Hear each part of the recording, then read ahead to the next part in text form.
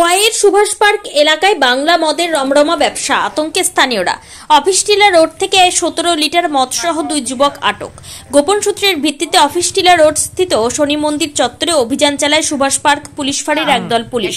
দুপুর 12টার দিকে বাপিদের বাড়িতে হানা দিয়ে পুলিশ উদ্ধার করে প্রায় 17 লিটার দেশি মদ এবং একটি মোটর বাইক। ঘটনাস্থল থেকে বাপি দে ও হেমল দাশগুপ্ত নামের 2 ব্যক্তিকে আটক করা হয়।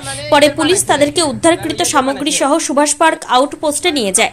জনগণের মতে খোয়াই শহরের সুভাষ পার্ক এলাকা এখন কার্যত বাংলা মদের আখড়ায় পরিণত হয়েছে। প্রতিদিন সন্ধ্যা নামলে এলাকায় শুরু হয় নেশার আসর।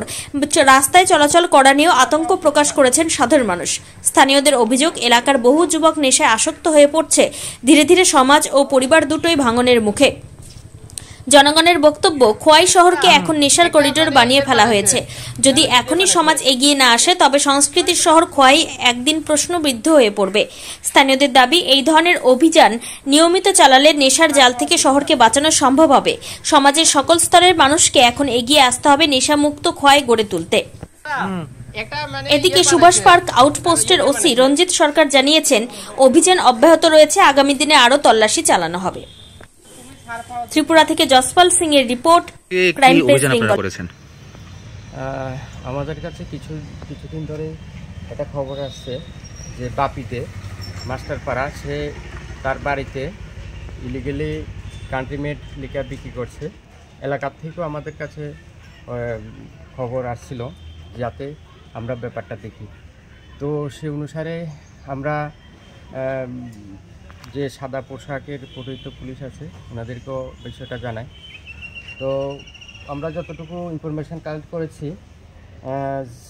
যে হিমল কুমার দাশগুপ্ত সে প্রতিদিন ওই বাড়িতে মাল দিয়ে যায়, এই কান্ট্রিমেড লিকার দিয়ে যায় এবং সে লিকারটা বাপিতে বিভিন্ন এলাকার বিভিন্ন লোকের কাছে বিক্রি করে, বাড়িতে বসিয়ে খাওয়ায় এবং এলাকাটাকে কলুষিত করছে।